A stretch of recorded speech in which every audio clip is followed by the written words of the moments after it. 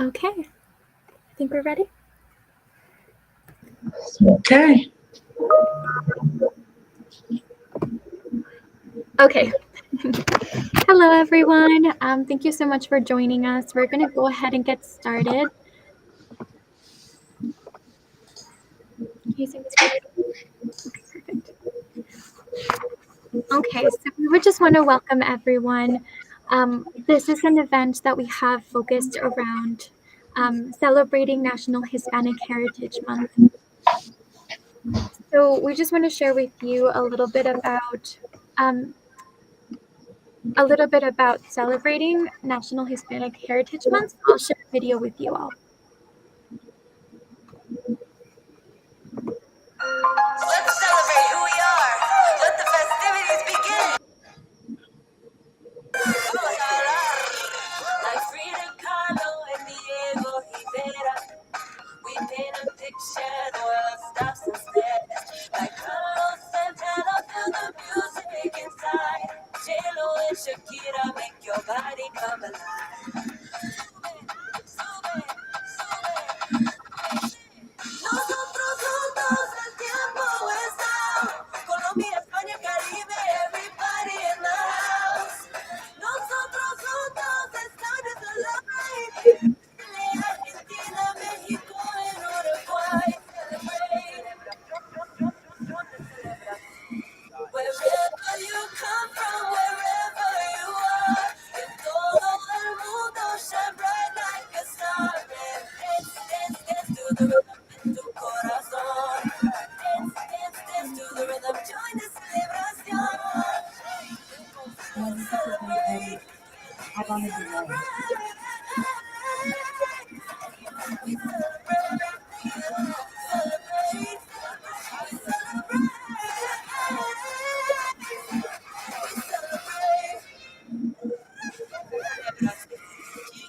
Sabro Ochoa looked inside our DNA.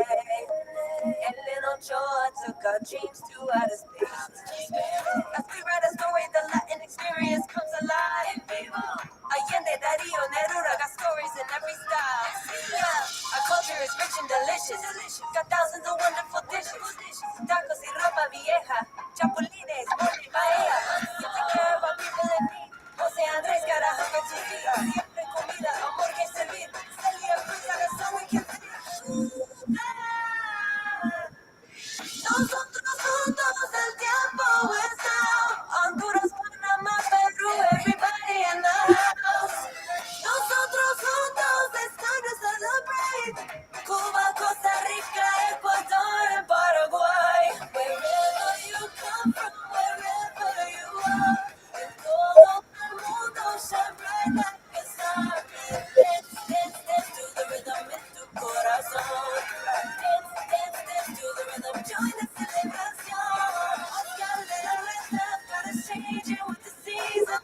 Limited home runs keeps the crowd up on their feet. We got Messi scoring goals for the whole stadium roars. We always win, we do it well, and everybody knows. Wherever you come from, wherever you are, en todo el mundo shine bright like a star. Dance, dance, dance to the rhythm in tu corazón. Dance, dance, dance to the rhythm, join the celebración. Wherever you come from, wherever you are,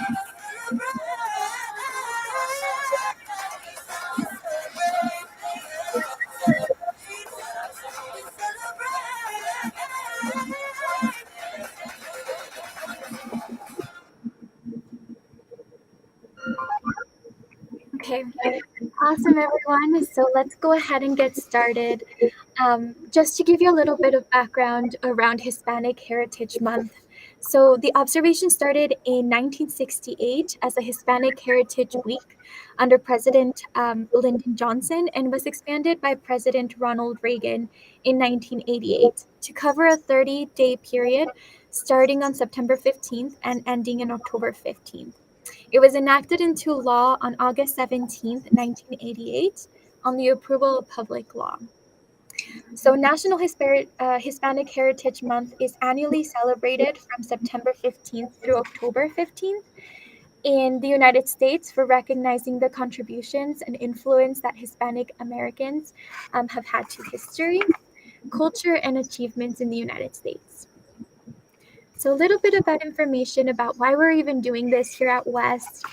So WESST is committed to promoting equity, diversity, and inclusion practices internally among our board, staff, and externally among our clients, supporters, and community partners. Part of our work includes increasing awareness of the unique experiences and cultures that make up our staff and communities across the state of New Mexico.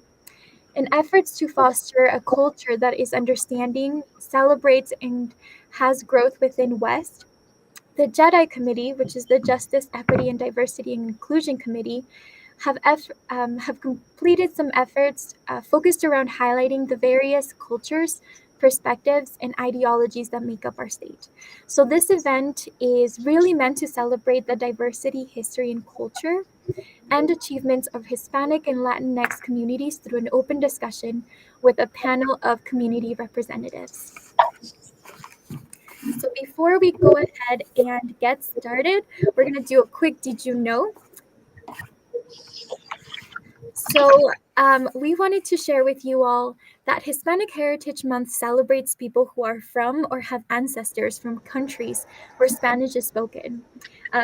Often we get confused between what the difference is between Hispanic and Latino.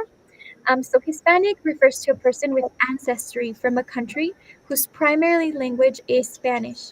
However, Latino and its variations refer to people with origins anywhere in Latin America, which includes Mexico, South and Central America, and the Caribbean. We also want to share with you that there are 20 Hispanic countries and one Hispanic territory, which include Argentina, Bolivia, Chile, Colombia, Costa Rica, Cuba, Dominican Republic, Ecuador, El Salvador, Equatorial Guinea, Guatemala, Honduras, Mexico, Nicaragua, Panama, Paraguay, Peru, Spain, Uruguay, and Venezuela, and one Hispanic territory, which is Puerto Rico. We also want to share with you that Spanish is just one of the languages spoken in Hispanic countries. So while Spanish is the primary language in Hispanic countries, there are more than 370 other languages spoken by people across Latin America. So with that in mind, we are going to go ahead and introduce you all to our three panelists. We have Brenda Quiñones Cortez, Michelle Murquia, and Mary Carter. So we're going to go ahead and share we'll pass it over to them so they can tell us a little bit about themselves.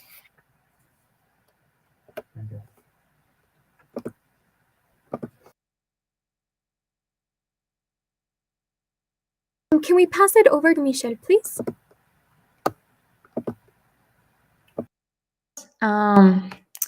Hey everyone, Michelle Murguia, she, her, ella, from Scottish Farm. I'm currently working with New Mexico Dream Team. I'm the field manager. I'm 24 years old, and my mother brought us when I was 10 years old here to Albuquerque. So my house, other than Juarez, Mexico, has been Albuquerque, New Mexico. And that's a little bit about me. And I'll pass it out to Brenda. Buenos días o tardes ya, ¿verdad? I'm Brenda Quiñones Cortez, and I'm identified as Mexicana. Nacida en Juárez también, but raised in Los Angeles, California, and came to Nuevo Mexico 13 years ago now. And my family is here now. My children were born here, and I'm here. I've been entrapped. I'm here to stay. Y yo también fui indocumentada hasta la edad de 11 años. Me hice ciudadana a los 18 so that I can cash in on those scholarships that were being offered when I was accepted to certain universities. So here we are. Gracias. Mucho gusto a todos. Over to Mary. I'm Mary Carter. I'm the Executive Director of the Women's Intercultural Center. I've been the Executive Director for the last 15 years. My mother is Mexicana. My dad is Black and German. He brought my mom along with my other siblings to the United States. So I was raised all over the country since my father was in the military. But having come from a large family, siempre la familia es grande, la comida siempre está en la mesa, and visited my relatives in Chihuahua and Juarez all the time. Has been really something that has, family is a big instinct in our culture.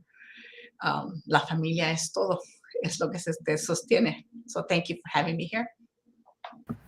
Thank you so much, Mary. So we're going to go ahead and I'll pass it over to Humberto, who will lead us in this panel discussion. So Humberto, welcome, and I'll pass it over to you.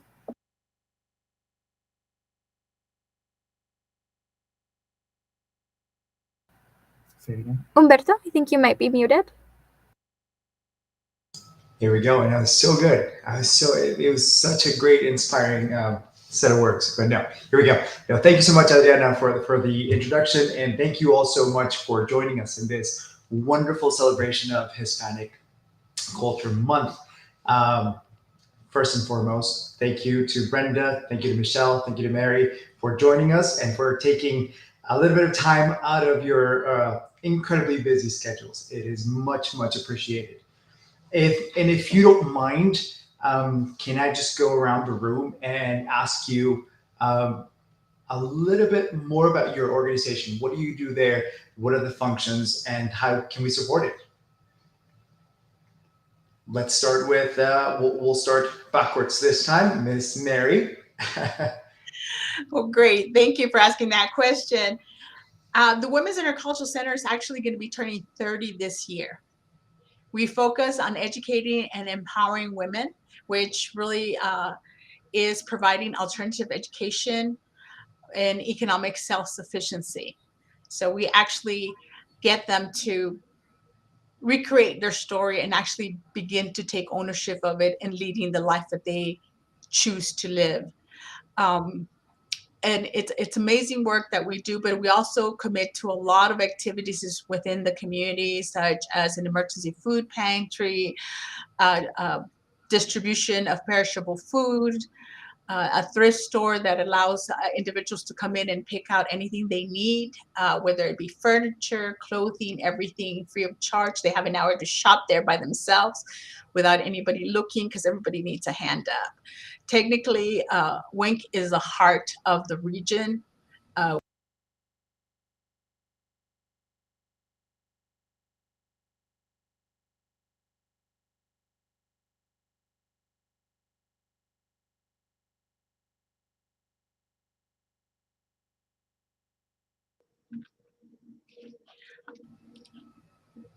Pass it on to, I think it's Michelle. Here we go. Of course. Thank you so much. Thank you, Mary. Thank you for that. Thank you for that. Thank you for everything that you do. And it sounds like a wonderful, wonderful program. And I say it sounds, I've seen it, I've experienced it. And it's a wonderful, wonderful program. Thank you so much for what you do. All right, Miss Michelle. Thank you.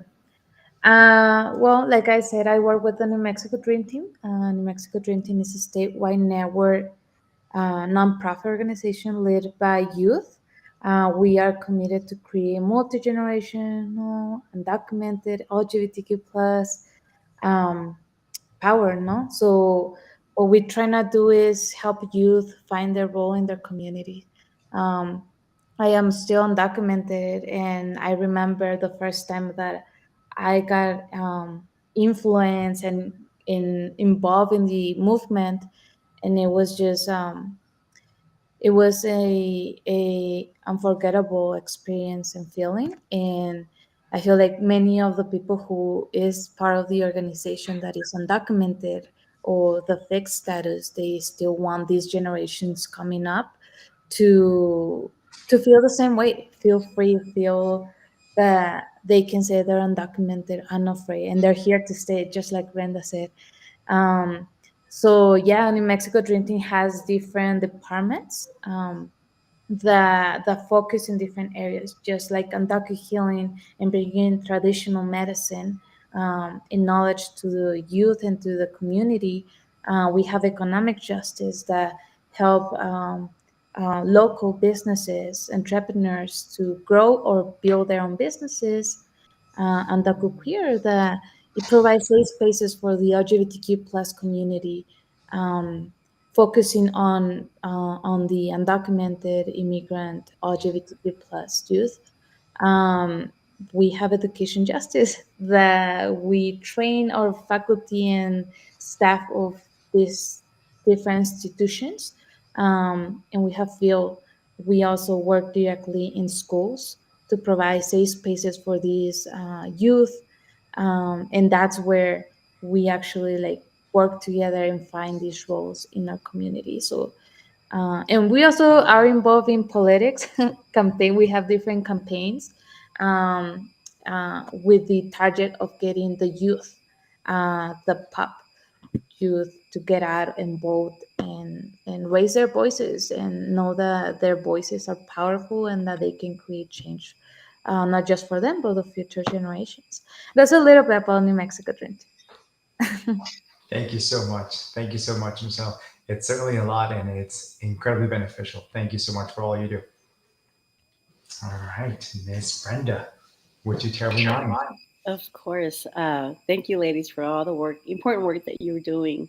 Um, I am with El Puente de Encuentros, and we are a nonprofit that offers guidance and support to students of color who are entering the mental and behavioral health fields.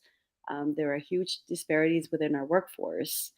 And what we are striving for is that the practitioners and providers reflect the communities of New Mexico. We know that a lot of our communities, it's almost taboo to talk about mental health and the needs for healing.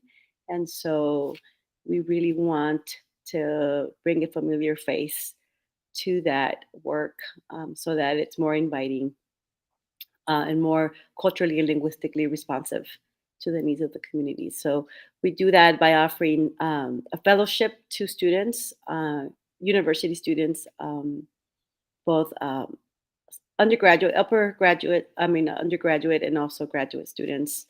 And we also offer a training component in which we go out to different entities, organizations, agencies, and offer cultural humility trainings, so that for those that are already in the field doing the work, come from a culturally humble lens in providing services. So that's what we're doing. Magnificent. Thank you so much, Brenda. Thank you so much. It's magnificent work that you're doing and greatly, greatly appreciated. And again, all three of you. Um, it is outstanding what you do. And I know we work together and we partner in different initiatives, but if there's more things that we can do together, please let us know. Let us know. We are champions of your causes and would love to be involved even more. All right. So the first question for the panel today is, how would you describe Hispanic and Latinx cultures? We'll start with Brenda this time. Okay. I thought I was muted. Am I muted? No? You're good? Okay. I had a little thing that came up and said I was muted. Um, wow, that's a complex question, huh? Um, I think the best way to describe, um, however it is that you choose to identify yourself, whether it's Hispanic, Latinx, Chicano, Chicana, Indigenous, whatever it may be. Um, I think we come from a rich culture. Um, I say rich because we're rich in history. We're rich in values. We're rich in languages. We're rich in um, diversity, resources, and it's there's no one way to describe all of us, and so I think that that would be the best way for me to say that we're just rich um, in so many ways.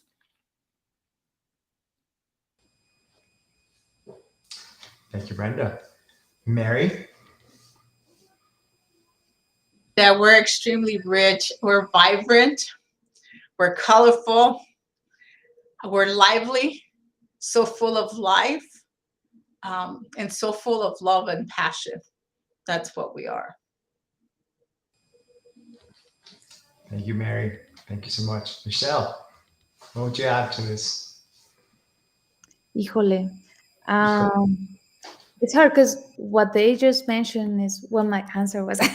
I think I would describe it as we have a lot of diversity in culture, and we are really rich. We have a lot of like family values, languages, food, music, dance, um, a complex history shaped by our indigenous, African, and Europeans too. Um, but I think what Mary was saying is like, I would say that we are full of love and happiness. Even passing every challenge that we have, we are always together, no? That's beautiful. That's beautiful. I agree with that wholeheartedly. I think love is at the core of this. You know, however it's expressed, however we showcase it, we choose to or not choose to, it's there at the root of everything that we do. Thank you so much for those lovely answers. If I may continue with what do you do to celebrate um, our culture? What do you do personally with your community, with your groups, with your family? Is there a particular practice that you do?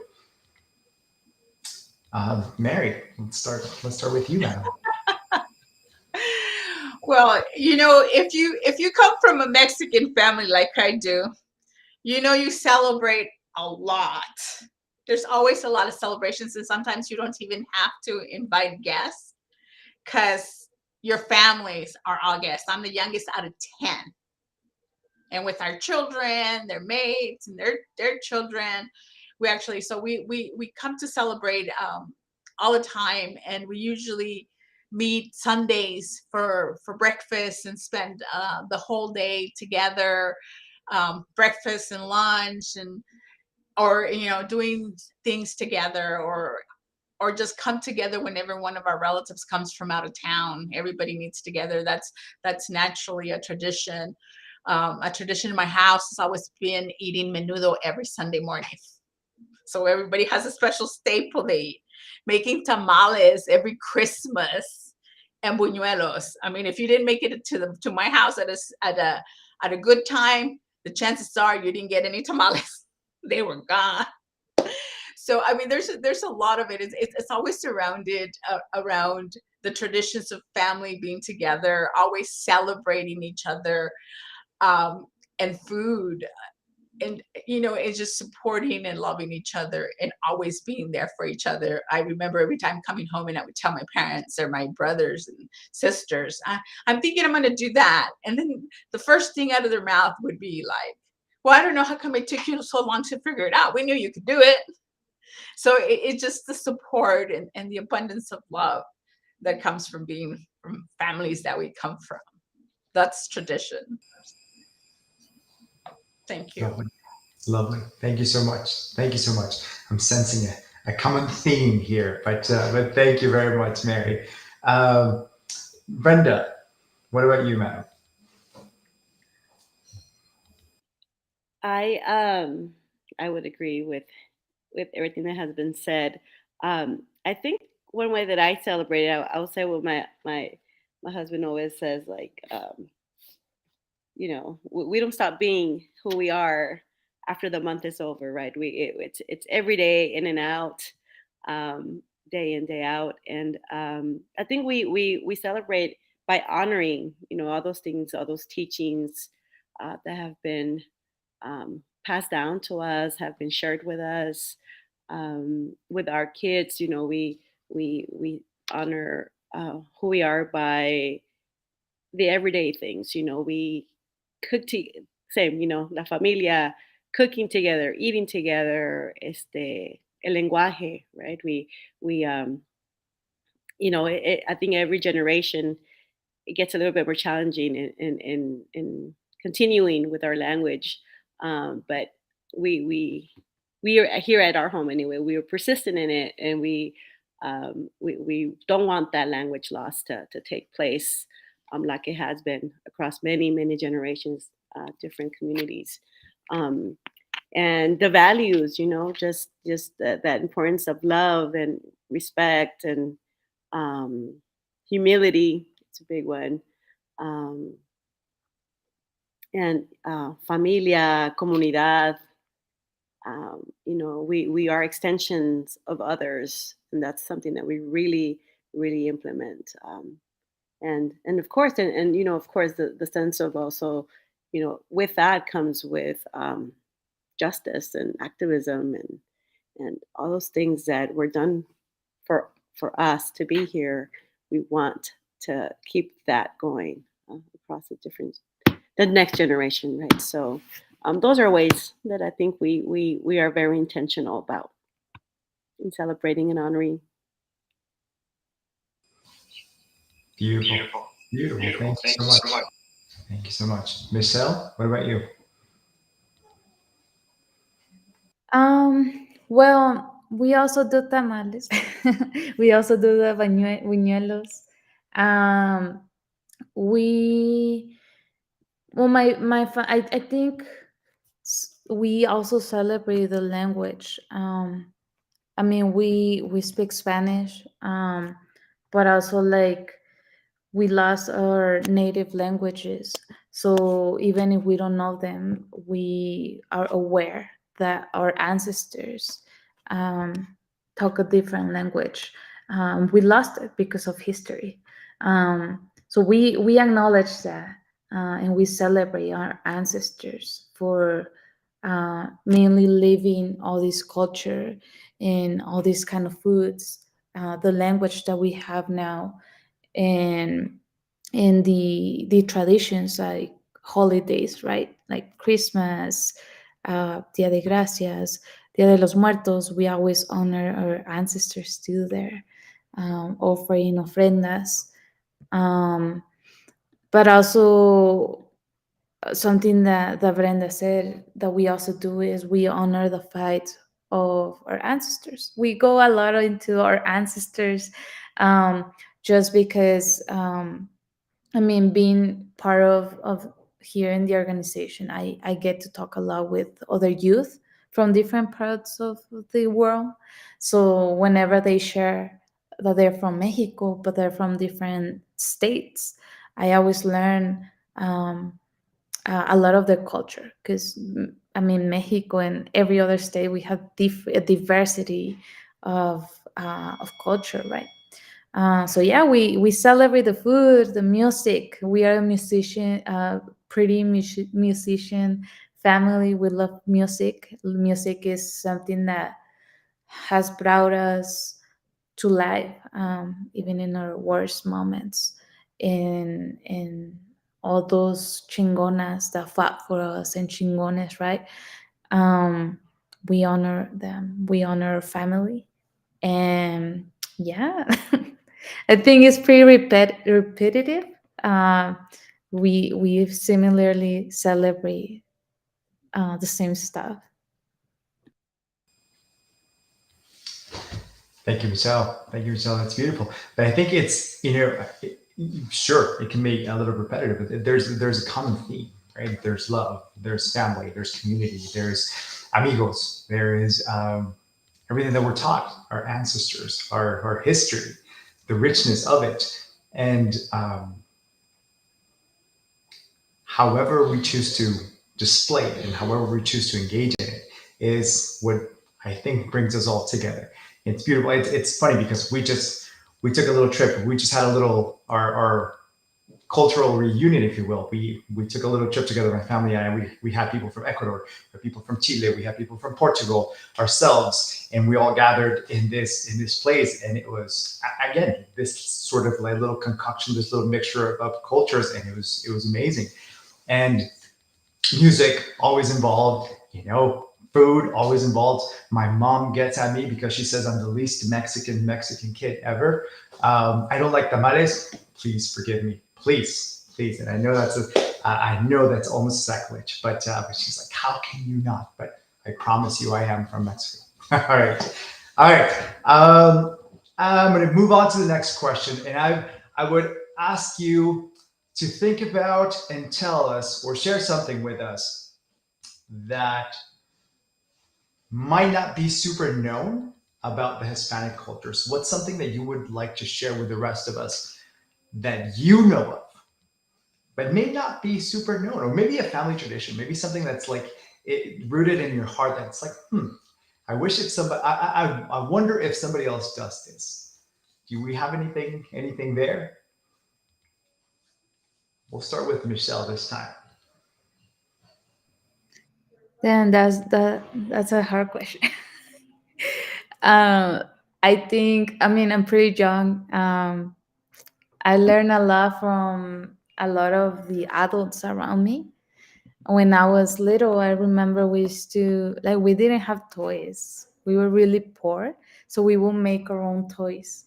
Um, and I remember we used to play like soccer with a plastic water bottle, like all like with rocks inside, or use the same water bottles for the bicycles to sound like motorcycles. But also, I don't know if you guys got to play like los tiralilas. Whenever you made, like, you cut the top of the bottle, and then you put a balloon in a rubber band, and then the little lilas. I don't know how to say lilas in English. But you will put those bolitas there, and then you will fight against each other.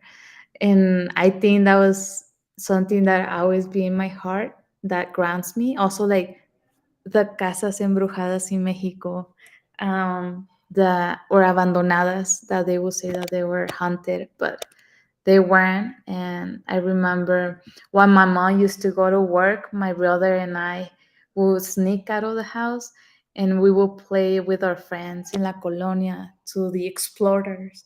And we would used to get to these haunted houses. We did a bunch of like games when we were smaller. And I noticed this is something that in my, I mean, I could say because of my siblings here, they're here in the United States, and they didn't really got the experience of living this in Mexico. Um, and it's really hard for the kids who live here to remember or to actually play like that here.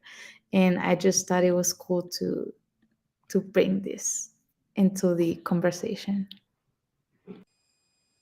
That's awesome. That's awesome. It's the ingenuity, right? Absolutely. Tiralilas with it's like little beans that you would get from a branch of a tree, like these little seeds, right? And absolutely, that was a rite of passage. Yep. And then yeah, it's the creativity and the ingenuity that comes along. That is awesome. Thank you for joining that memory. That was yep, wonderful memories there. Thank you, Michelle. All right, Miss Mary. What about you, madam? That really reminds me a lot of stuff during childhood when I go visit my relatives in Mexico, in Juarez and Chihuahua, because we never really took any toys with us. Because we would do, like, I don't know if any of you ever did this, but you're such a small little child, you'd fit right inside a tire, and they would roll you down the tire. I mean, I was pretty outrageous, but they would just like be rolling you, and you'd be going out there, and you just loved that so much, and you fit so snugly into that tire. Heaven knows where we got the tires from, right?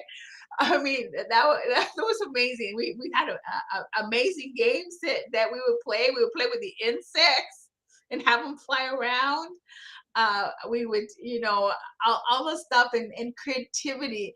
that went into the entertainment of all these kids getting together and just playing outdoors. I don't think you have that anymore, because we would play outdoors all the time and then have all these types of competitions together because everybody was so competitive.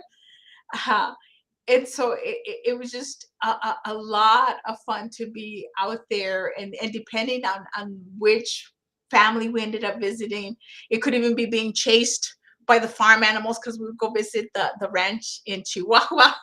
One time my sister wore a red dress and she was chased by the chivas, so that was so much fun watching her run. But it's all those games and the creativity they had, because there were no toys there. I mean, I had so many toys at home, but when I went there, they weren't there. But we always had a way to have fun and enjoy each other's company with each other, and just have it. But the best part was the tire. I have to say that that was one of the best parts I had. It was so much fun. Just so many memories of childhood there. I'll pass it off. Oh, that's amazing. That's amazing. Oh, that's so. I almost feel like there should be a little warning sign notice. Proceed with caution with these things. Tire rolling and tiralilas can get a little bit. Kids, if you're listening, just proceed with caution. Uh, yeah, little disclaimer there. But no, oh my god, countless hours of fun. Yeah, that's lovely. Thank you so much, Ms. Brenda. What about? Oh man, I'm getting all the visuals, and it's just hilarious to think about these things.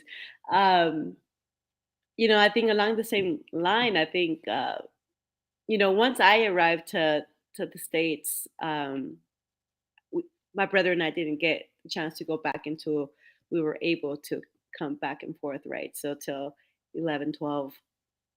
But then after that, it was like every school break, whether it was what we called back then Easter break or summer break, holiday breaks, we went back. And I was born in Juarez, but my family's from Durango, and so we would go to Durango every time, and all of these things, just never carrying any of our toys with us. We figured it out there, and outdoors, right? It was like, okay, you guys go, and and we were free.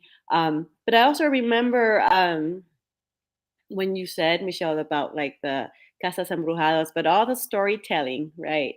Of whether there were leyendas or things from the pueblo that, oh, mira, aquella señora de aquella casa, que, just the different things that came about, or don't go by yourselves too far into the milpas because you're gonna find ay, ¿cómo se llamaban los whatever animals, right? That oh, and they only look for women or females, and be careful with that, and all these things, and you're all there just sitting and wondering, and and remembering late nights with grandpa sitting around telling us different things. My grandpa was mi abuelito fue indígena tepehuan, and he was such an amazing storyteller, and he would just sit us all around and tell us how we were, we all were stars, and we came from star nation, and we were lights, and don't forever forget that we are lights walking on earth, and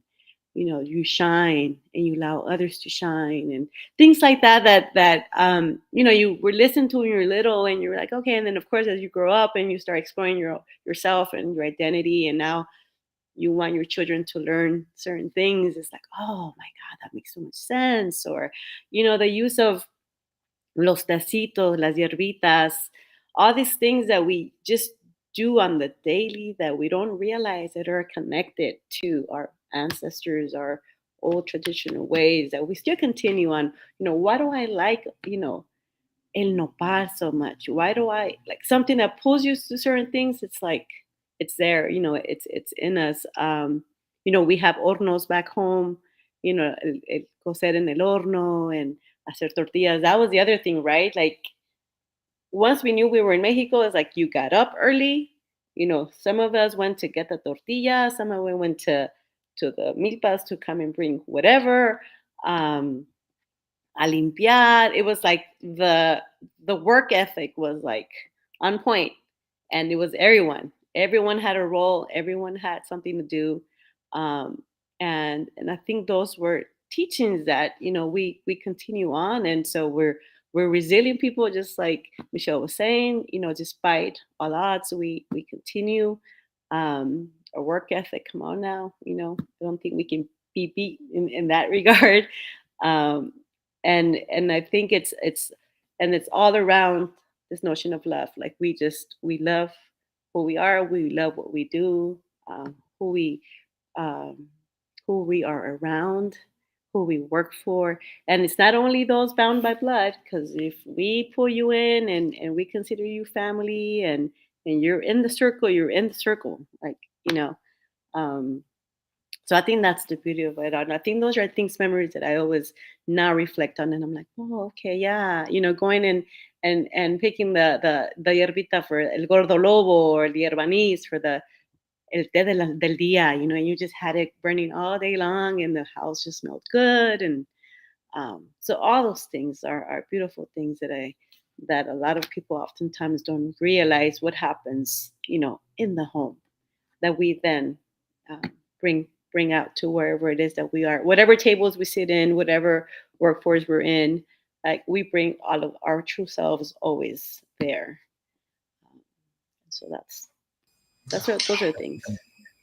That's amazing. That's amazing. Yeah, my mind just goes wild.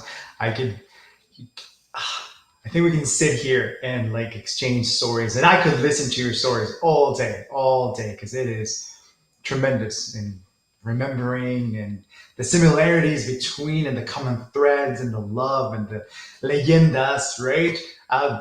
My goodness, I think every town, every city, every pueblo en México has a llorona. Todo el mundo tiene la llorona. Todo el mundo. La llorona existe en todos lados. The llorona exists, is ubiquitous, is everywhere. Every city, every town has a llorona story, which is, it was amazing and scary as all heck when I was little. By the way, I was like, oh my god, okay, I dare not cross that bridge because I don't. Yep, no, I'm not gonna go. But yeah, what a yeah. Thank you so much for sharing your stories, your history, your culture, all of your insights. I do have one more question for you. Um, what do you all think about the unique importance of community and social connections within our culture, within our Hispanic culture, within our Latinx cultures? What do you all think about that? We'll start. Let's see. Let's see. Who have I not picked on? I'll just go. Michelle. There we go. Can you hear me? Okay. Um, I think the community and the social connections are highly significant in Hispanics and Latinx cultures. There's a lot of bonds, like strong family bonds. Um, I think there's also like a lot of cultural celebrations. There's a lot of heritage preservations, language. There's a lot of values that we share, and I think that is what define us and what it maintain us together.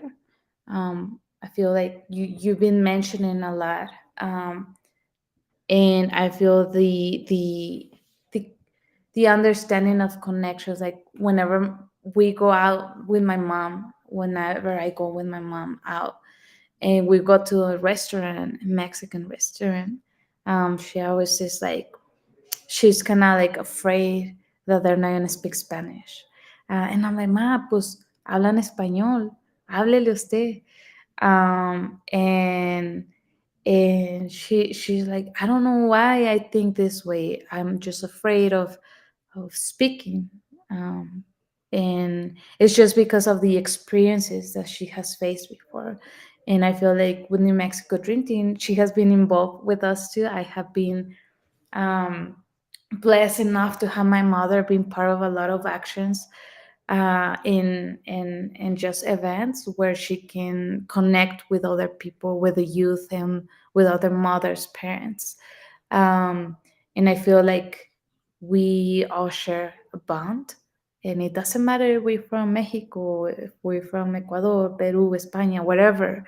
We have a bond and a strong connection. And yes, we have different cultures, but at the end of the day, we all celebrate a culture.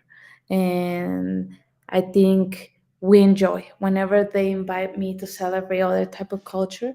I'm there celebrating with them, and they're with me celebrating. So I feel like that that bonding is the importance of having a community and social connection with the Hispanic and Latinx communities. Perfect. Thank you so much, Miss Brenda.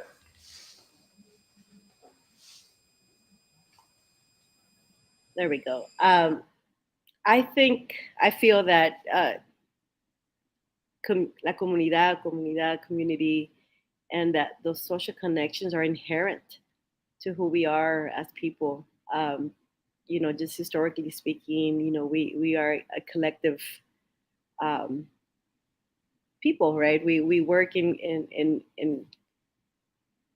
as a collective. We're not this individualistic approach is a little foreign to us, something that we have had to learn over years. But in the work that we do through El Puente and working with students who will be working in our diverse communities, we always, talk about, this notion and how important it is to realize and acknowledge that very seldom is there a separation between individual and family or individual and community. And it's important for us who work in these human service sectors to realize that if you want to build that trust, if you want to, nurture those relationships with whoever it is that you work with, you must acknowledge the importance of community um, and the social aspect. Um, and I think that's one of the biggest impacts that COVID had in our community. When we were isolated, it just devastated in many ways. We saw here in New Mexico alone the trends for depression, anxiety, suicide rates changed drastically to higher numbers among our community of Hispanic Latinx communities, and a big part of that was this isolation from not being able to interact outside of ourselves, and that lack of community bond that so it's important, it's inherent, and it's something to celebrate and honor and bring back. Let's bring that back as much as sometimes um we're pulled into this way of working independently, individually.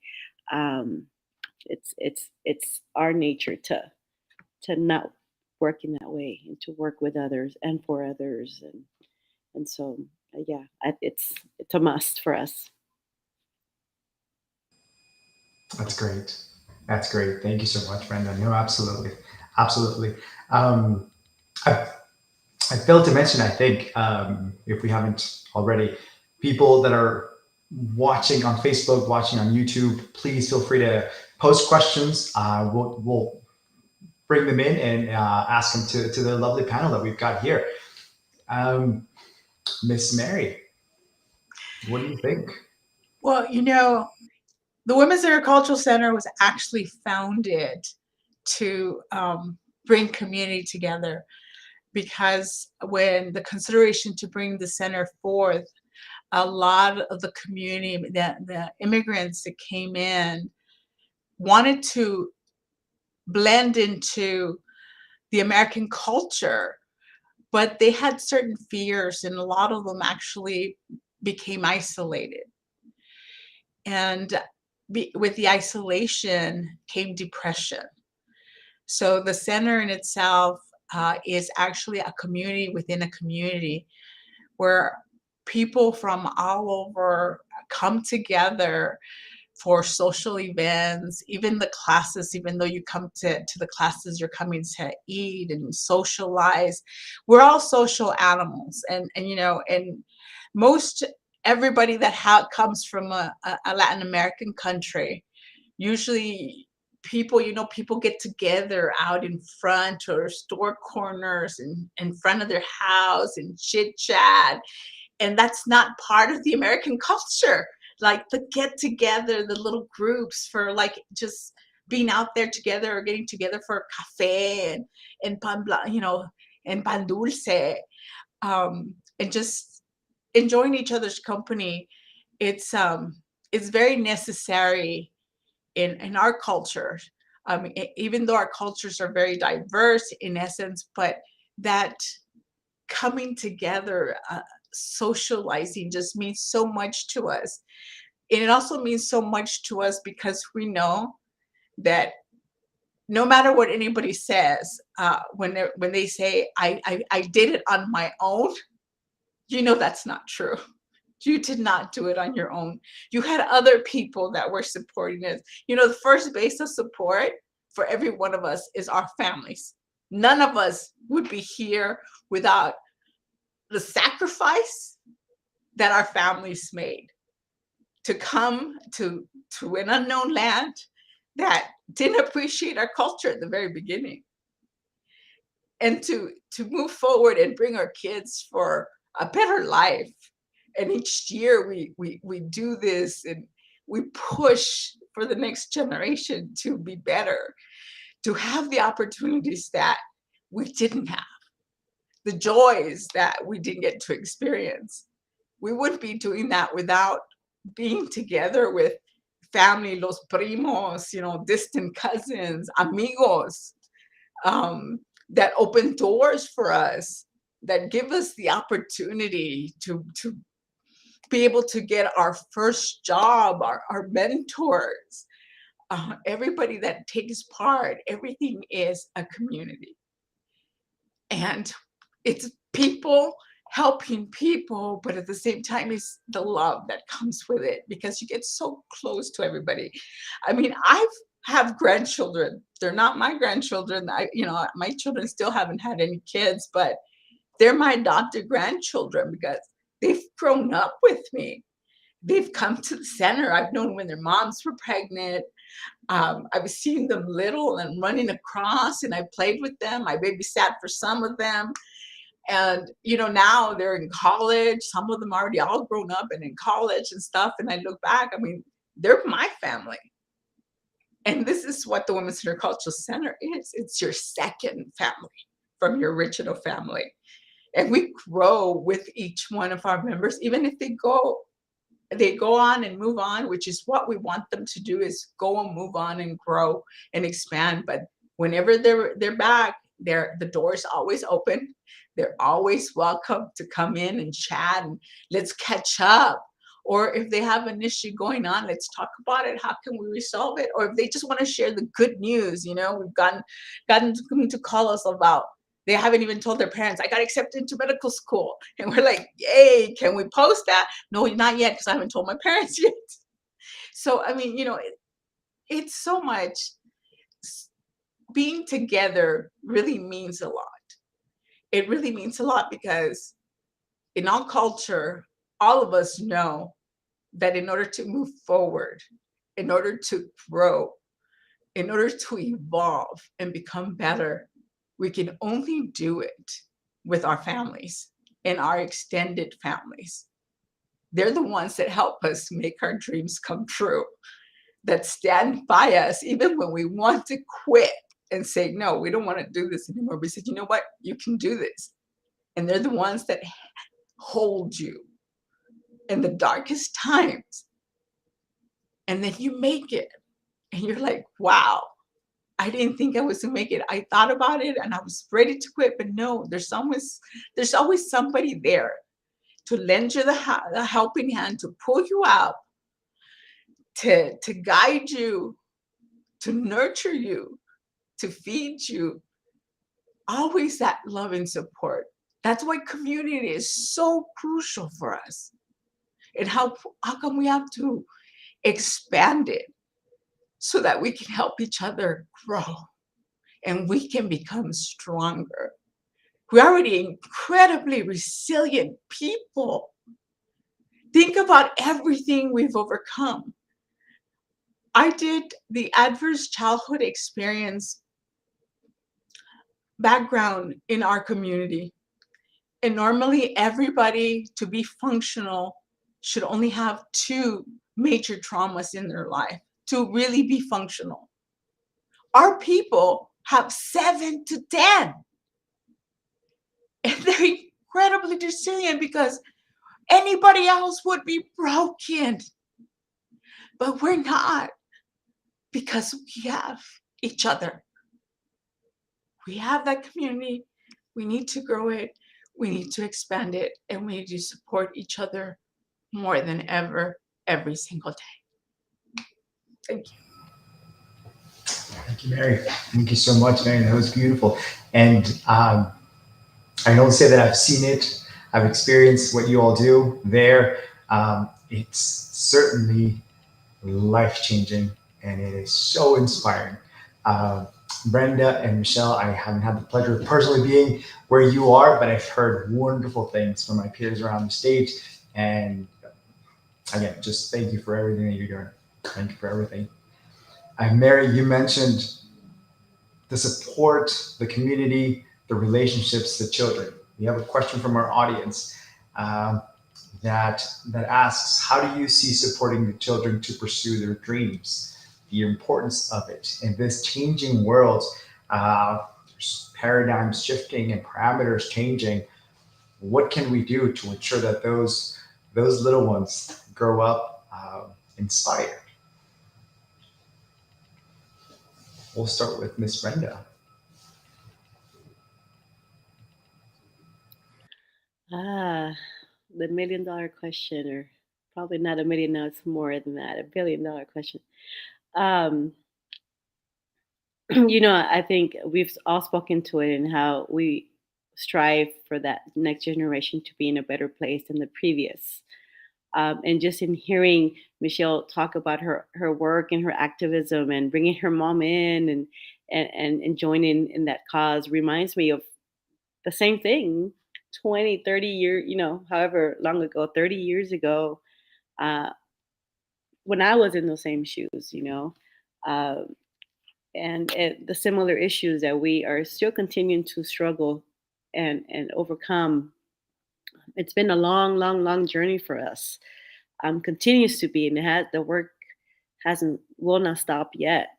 Um, and I think that's what con- inspires us to continue this work is to, um, make it a little, not a little, a lot more easier.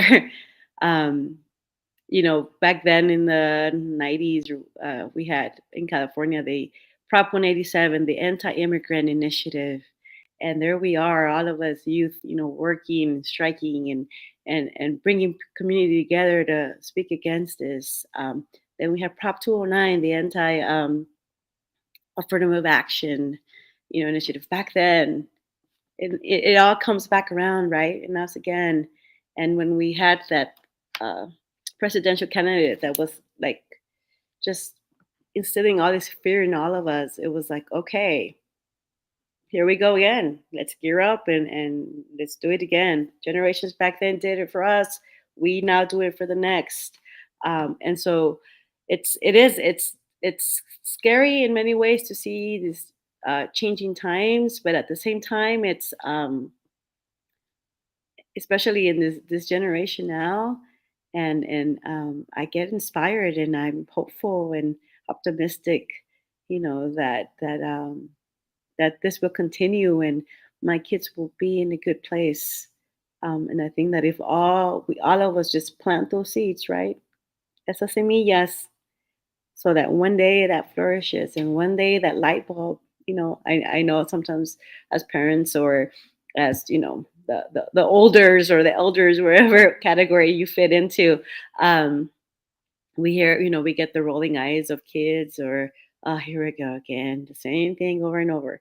And it's, even in the work that I do in private practice with adolescents and parents and families, I tell these moms, don't stop saying what you need to say to your child.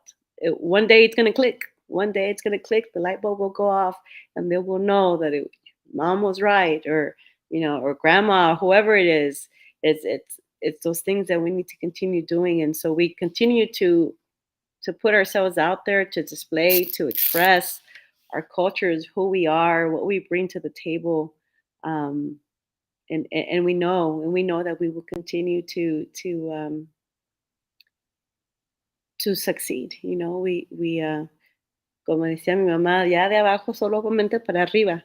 You know, we've been at the lowest, and we need to also know when we're hitting that high, to humble ourselves and remember that, so that we don't just fall too hard.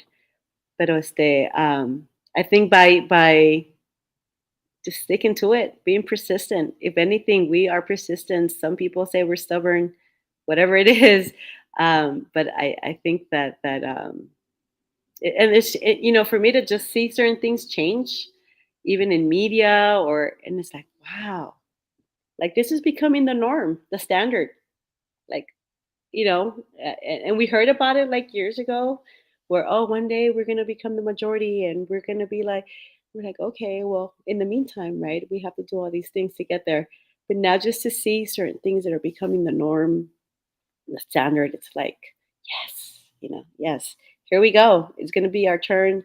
And it's becoming our turn, right? Things are changing, scripts are flipping, and I think we'll be in good hands. But I think, just not being, and I know it's easier said than done, not to be afraid or fearful of instilling that in youth and children.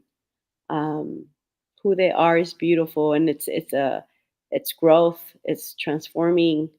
Um, it will change from who they are now to who they will be later on in adolescence, to then young adulthood, to then adults, and I think, for us to be also be prideful, because then that allows them to do the same. I think that, for some of us that are, especially that come from undocumented backgrounds, for many years, I remember it was always kind of like, don't bring attention to yourself. Just do what you need to do. Don't stir the pot. Don't, just stay in your lane. And so, with time, learning to grow out of that, um, has been, I think, my way to, like, this sense of liberty, of saying it's okay. It's more than okay. This is who I am, and you are benefiting from who I am in many ways, wherever it is that we're at. And I know that when, also, Michelle, when I would bring my mom to certain things, right? If we were having some sit out or something going on, um, she would support by even bringing los burritos, los tamales, like anything, like her little, contribution. But she felt that sense of, like, you're right, kids, you are now doing what we were not able to do, and that's what it's about. So we did it for them.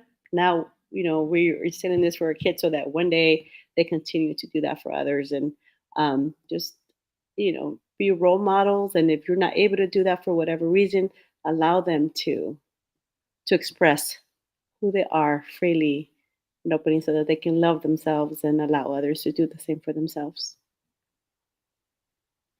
Beautiful, beautiful, beautiful. Challenging the status quo, isn't it? Yeah. All right, Miss Mary, what about you? Well, first of all, it all starts by giving our children unconditional love. That means whatever they're going through, whatever transition they're going through, whoever they want to be, how they feel, that we do not cast judgment, but love them unconditionally, and unconditionally from the day that they're born. And from 0 to 7, it's all about teaching them our morals, our values, and our ethics. After that, that's all repetition, repetition, and repetition as they get older. And between 7 to 14 years old is allowing them to experience the world, letting them try out different things, even if they're bad at it, letting them just discover themselves to be able to do that, and push different languages at that point in time too, because they're very good at being able to pick up the language, different types of languages, so they can experience. Um, and then just, it's all about providing them what they need to be able to get to their desired destinations, because we definitely are the wing beneath our children's wings. And one other key component is definitely a passion for reading. Push the passion for reading, because when you read different books and you read different stories, you find different dreams. And it's just like you find the one that's closest to you, that calls out to you. Be involved in your children's school, so that way you know where they're in need. You can identify if they're being bullied, so you can stop that really quick. You can be very active in being there to support their education, because education is very, very important. But then the other thing is to remember that it takes a village to raise a child. It really does take a village. So it's between the parents, the teachers that push inspiration and education, mentors that mentor them to the next stop, that help them grow as individuals beyond what parents can do. Um, it's everyone coming in together for that child. And remember, just because your kids grew up doesn't mean that you can't contribute back and help other children and inspire other children, help them, and be there, because some kids may not have the loving parents that we all deserve for whatever reason. But being able to be there, and giving them that glimpse of hope, and giving them that inspiration. But for our population as well, is bringing individuals that look like them, that have overcome different things, but they have gone to where there is. Just recently, and I don't know if you guys have heard of this one, and I tried to do different events, but in this one we're having a movie showing for A Million Miles Away, which is the first farm worker that became an astronaut in 2008. That story in itself shows the unconditional love a family does, what they sacrifice for their children, and how they're able to move, and how everybody participates in helping that one individual reach its goal. It's very inspiring. And to have somebody that looks like you overcome, and especially during times that where, we still have discrimination in different places, because people just have different ideas, or whatever reason it is, they don't know anybody, they have difficulty understanding processes, or because of your color. And so being able to see that you can do it in spite of everything else, these are stories that need to be told. These are stories that need to be shared. If you know somebody within your community that can offer that, and be able to do that, and know that you can go from being homeless to getting education, and getting a life beyond what you thought you were going to end up with, is just the inspiration. So those are key components that we can do to help our children at every stage of the way, from birth to teenagehood, and even adulthood. Thank you, Mary. Thank you. That's tremendous. Tremendous advice. Thank you. Michelle, what? I think um, I think knowledge is key, and they mention it several times. Um, as working with youth and me being a youth, I went to the um to the to these like values that my family carry with them, uh, without breaking also chains. Like to me, there was a lot of like machismo inside my families, and that limited myself growing up as a woman of color and being undocumented here in the US. It has been like a challenge, right? When I barely started the New Mexico Dream Team and I wanted it to build a club in my school, they didn't believe in me, the school administrator, because of my age.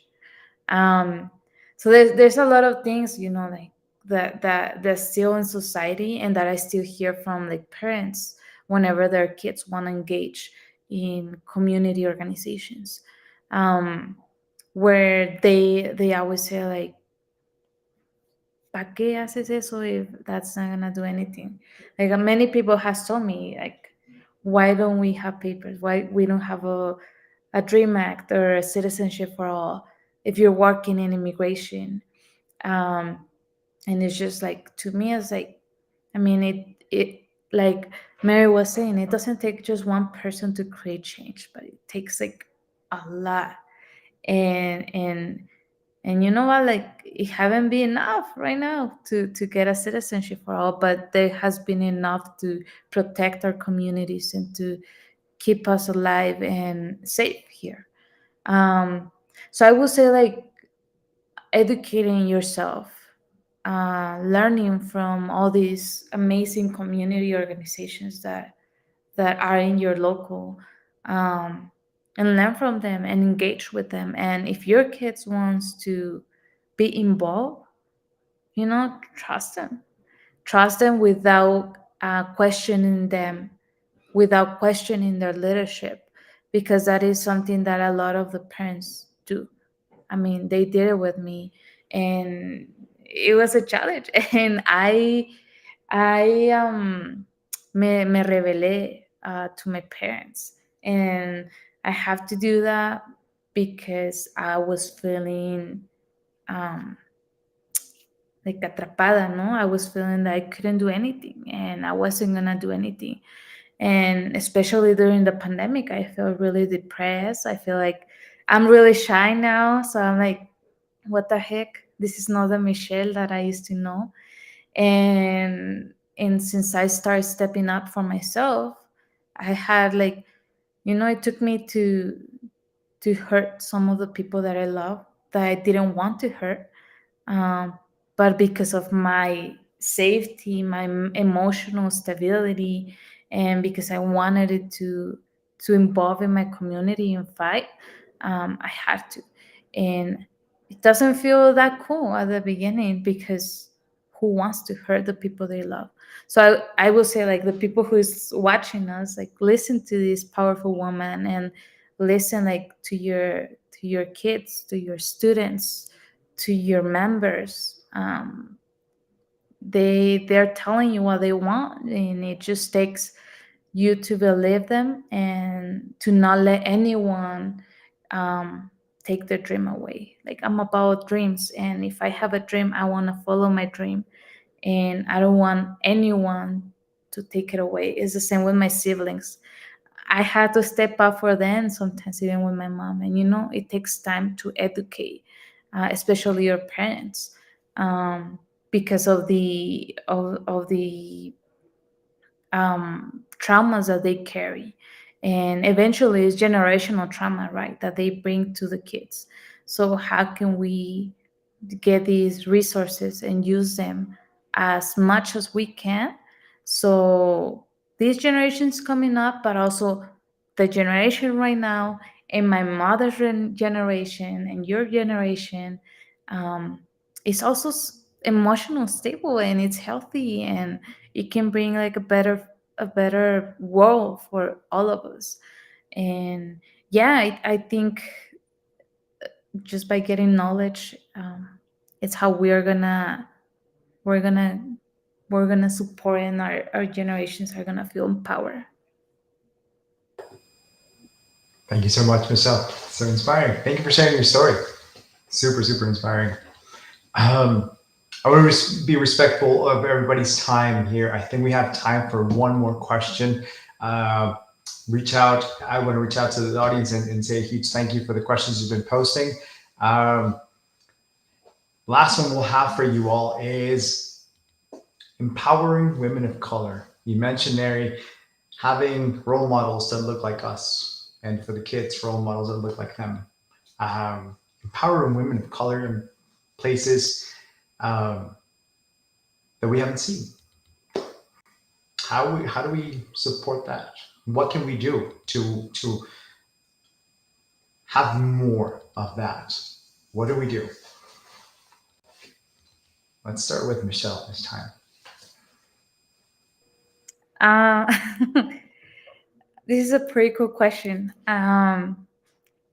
You know, we have a powerful chingonas woman of color everywhere. We just need to open the spaces.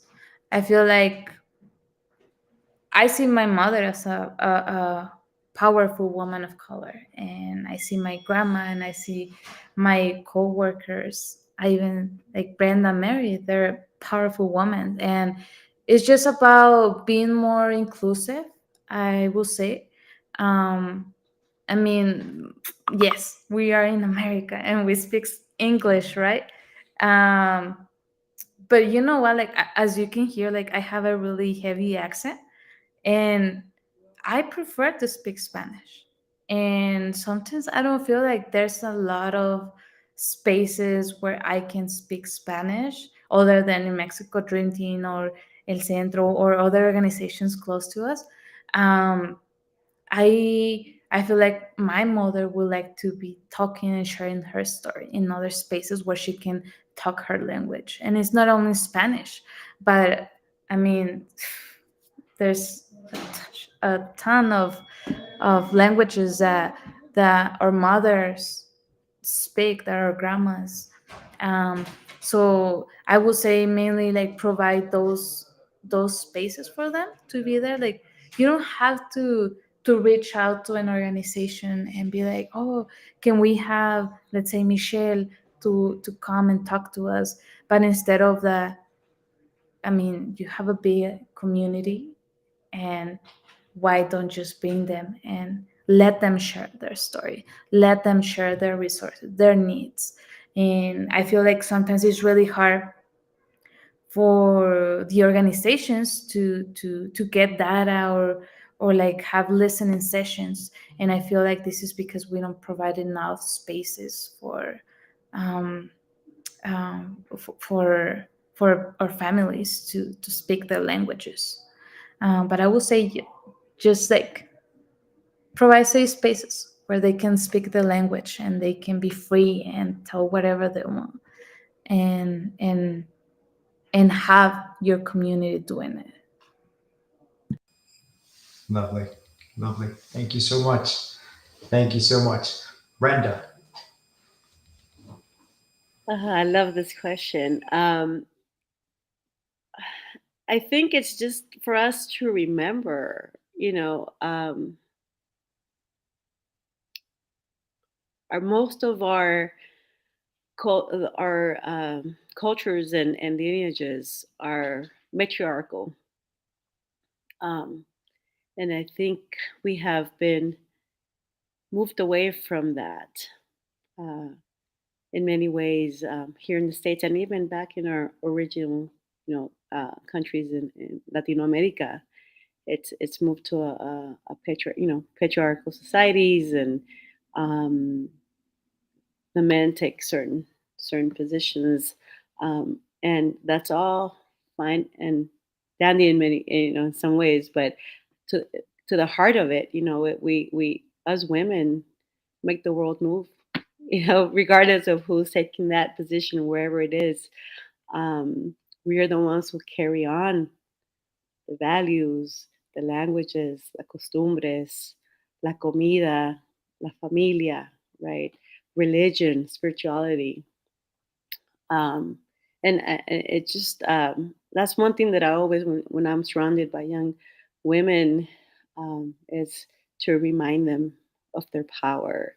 However, it is that we want to define power, right? I think in a lot of our cultures too, power is not what we often go to when we think of power, but is of those contributions, those gifts that we bring that make us powerful in how we understand it now. But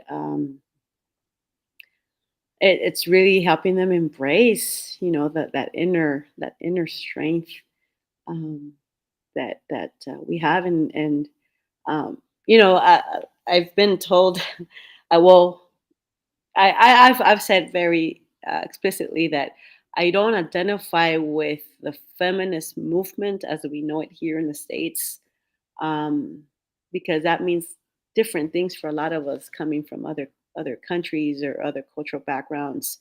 Um, like me serving or serving my family or serving my community does not make me less feminine or less feminist, right? That's actually, I was taught that is the power, because my grandpa would tell us that as women, we are the fire keepers in our home. We are the ones who bring what is needed. The men might go and bring it, but then we're the ones who make something out of it, right? So we're the ones who nurture. We're the ones who make sure that you have what you need to go out into the world. And so that is powerful. Not just anyone can do that. And so that's one thing that we forget. We are already leaders in our innate ways. And I have a daughter who's just turning 8, but she's like going on 16, 17, and she's a little boss, a little jefa, little chingona already. And sometimes that's not well received in many ways spaces. And so just got to remember leadership skills, leadership, right? um, and help her know how to embrace that and use that, um, for benefit of her community, her people. And so I would just always, and this goes across other communities where you know we have always been like female feminine centered, and even for men, like we share both. We're a duality, right? And sometimes they're not allowed to express or embrace that feminine um, side. So um, yeah, we we are it, people. We are it. All right. Thank you, Brenda. Thank you so much. Miss Mary, close us out. Well, you know, unleashing the potential and unleashing the voice of women of color is just like Brenda says, is providing a safe space. And most women don't have a place where they feel safe, where they can discuss issues without somebody interrupting them and trying to tell them what to do. Let's be honest. As women, we have the need to talk out our process. We really do not need your opinion. We do not need input. We just need you to listen to us because we're processing it out loud. We already know what we need to do, but it helps us to process it out loud to be able to do that. So to be in a place where we can openly discuss issues, where we can openly discuss our dreams without judgment, without criticism, and just having that listening ear and that peer support, that sisterhood bond that comes into, allows you to just come in, sit freely, and just discuss different issues that are impacting you personally that you have to deal with, or dreams that you have that you want to go to and you want to go do, but you just haven't had that conversation with anybody because everybody's telling you can't do it, or there's like, oh, you're crazy, or why do you want to do that? That's not the norm. You shouldn't do that. But then also having the ability to be surrounded by other women of color that notice how great you are about certain things, because all of us have this beauty within us, and we have this particular gifts, and we can actually share them with the world, but we don't think of it as a gift. We just think it's a common thing. Everybody does it. Who can do that? But to bring it out of you, it takes people around you to notice your beauty, admire your beauty, say, "Oh, you know how to do that? You know what? You can do a class from it." And you're like, "Me?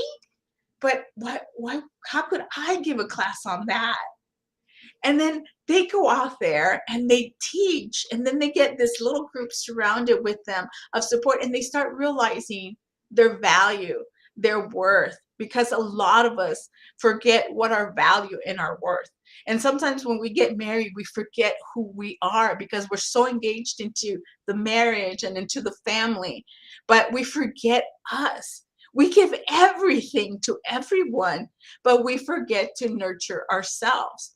We always have, the Bible says, treat others how you want to be treated. For women of color, we have to do the reverse.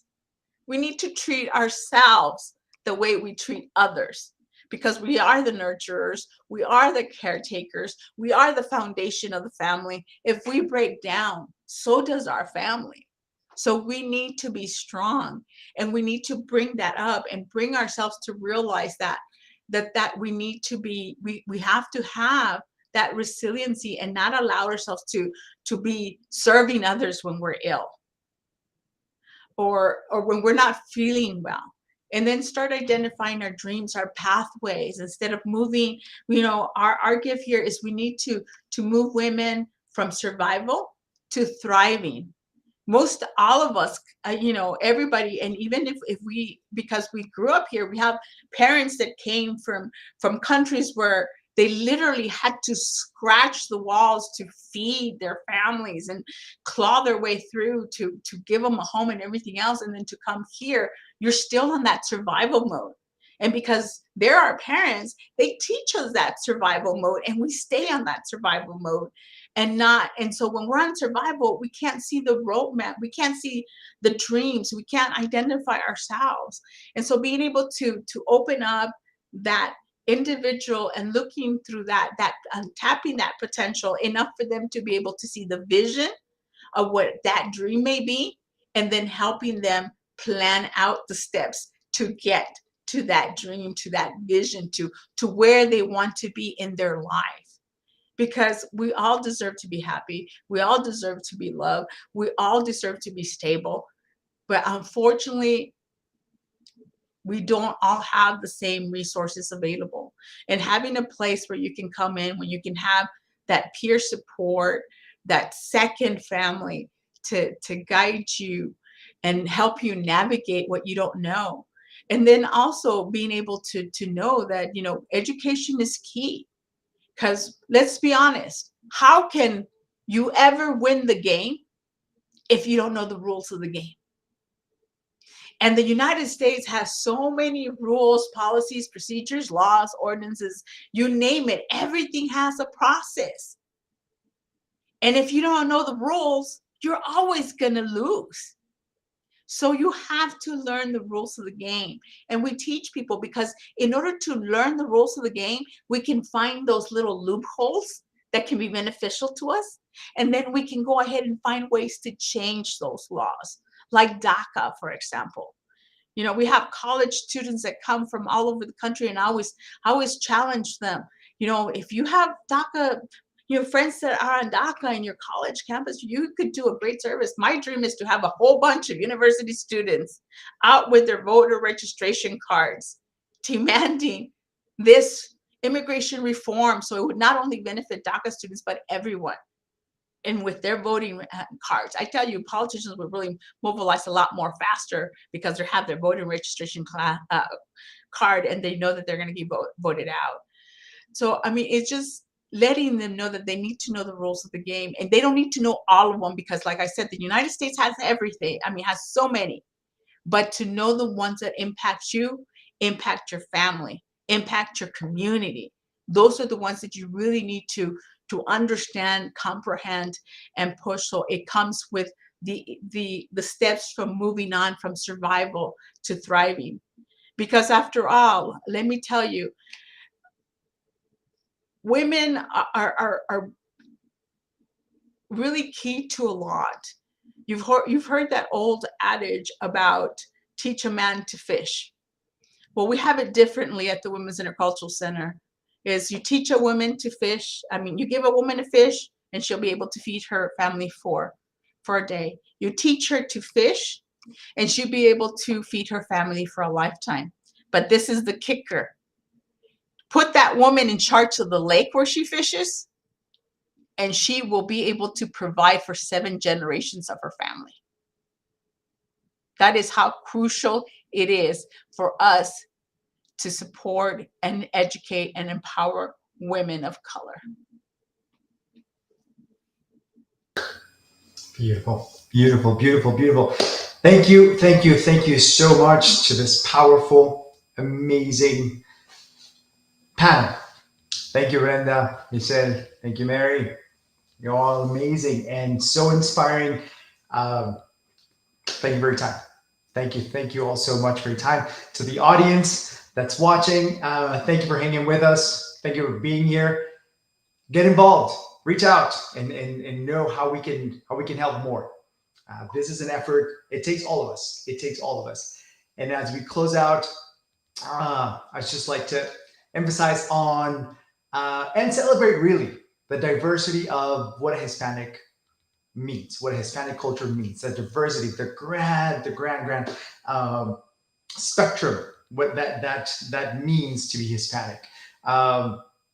Let's celebrate each other. Let's celebrate each other's cultures, honor the differences, similarities, not just within our Hispanic cultures, but our African American cultures, our Native Indigenous cultures, our Asian Pacific cultures. Everyone, we're all in this together.